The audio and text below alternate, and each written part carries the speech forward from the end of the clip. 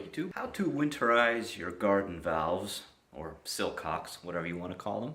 Let's get started. Why winterize? Because as the temperatures get colder, any water trapped in your pipe that's outside will get cold, it'll freeze, and it'll burst your Sillcock there, or worse, your pipe. So, locate the water shutoff valve, turn it off by turning it clockwise. Then, grab a bucket. You'll probably need a pair of pliers. There's this little stem here. Open that up and catch the water. So I took that cap off. It's draining, albeit slowly. Maybe it's corroded in there.